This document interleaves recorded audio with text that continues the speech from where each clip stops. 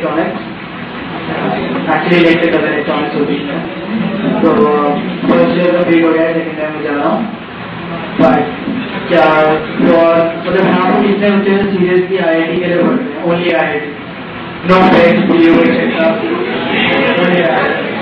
Class में अभी ज़्यादा लोड नहीं होगा, अगर इसका एक दो टॉपिक चल रहे होंगे तो पैटर्न धीरे धीरे करके बनता है। प्लस टू के एंड तक आते आते ऐसा लगता है कि जब जिसको सारे टॉपिक्स में कुछ ना कुछ बच गया है और सारे टॉपिक्स में बहुत ज़्यादा बैच होता है और वो ठीक नहीं होता। इसलिए अच्छा है कि पहले से जो हर एक टॉपिक है उसको इनकम्प्लीटनेस करो, ठीक है। क्लास में जितनी मुश्किल नहीं होती है फिर भी ट्राई करो कि एक टॉपिक खत्म होता है तो उसको अच्छी तरह से हो जाए पूरी तरह से। बाकी यूजुअल क्वेश्चन होते हैं कि ऑब्जेक्टिव में कितना ध्यान दिया जाता है, सब्जेक्टिव में कितना ध्यान देना चाहिए, कब तक रहना नहीं चाहिए, क्योंकि सब्जेक्टिव तो आई थिंक थोड़ी कट ऑफ ही हो गया है।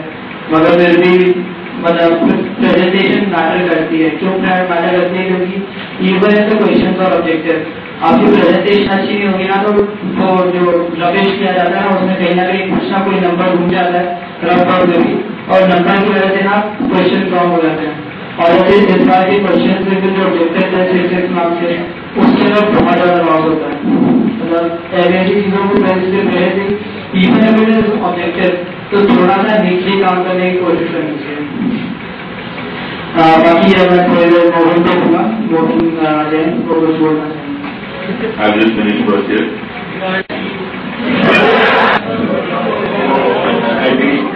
मनु ने जो बोला मेरे काम तो काफी आएंगी इसी बातें, आप लोगों मुझे बताएं कि किन लोगों के काम आएंगी और आपको कोई डाउट है तो बताइए।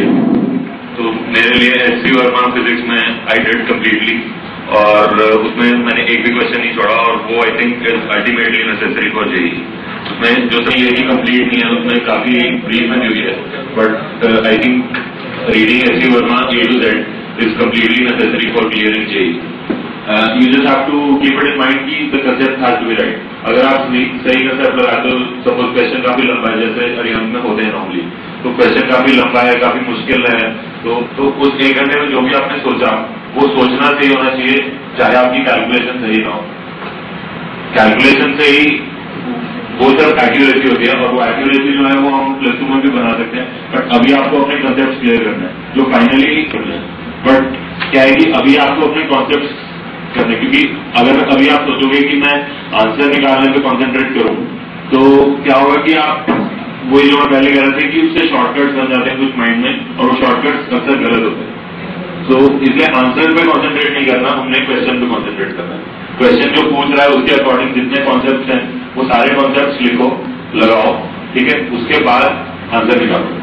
आंसर अगर गलत भी आ रहे थे कोई बात नहीं, और कुछ बुक में आंसर गलत होते भी हैं, तो एससी वर्मा इस मामले में काफी अच्छी है क्योंकि उसमें आंसर की एक्यूरेसी बहुत ज्यादा है। फिर आगे केमिस्ट्री, तो केमिस्ट्री में क्या था कि मैंने ऑर्गेनिक की कोई बुक नहीं थी, सो ऑर्गेनिक सिर्फ सर से पढ़ी और जो नोट्स वगैरह थे सब वही पढ़ी, ठीक है। मैं ये नहीं कह रहा कि आप हमेशा लिख के करते रहो, देयर विल बी क्वेश्चन है JEE which you have to do in your brain, because अगर आप हर चीज लिखने लगो तो आपके पास टाइम नहीं बचेगा, ठीक है। But still I would say कि जब तक आप बिल्कुल आपको अपने आप पे कॉन्फिडेंस नहीं कि आप एकदम परफेक्ट हो और आप उसको गलती कर ही नहीं सकते, तब तक आप उसको सोच के मत करो, तब तक आप उसको लिख के ही करो।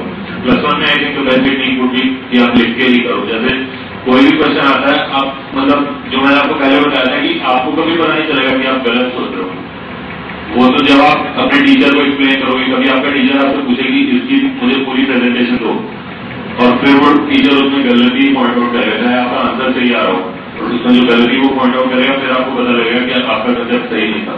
तो जब आप दिमाग में क्वेश्चन सोचते हो, कई बार आपको लगता है कि मैं सही कर रहा हूँ, आंसर भी सही आ जाता है, but you may be wrong.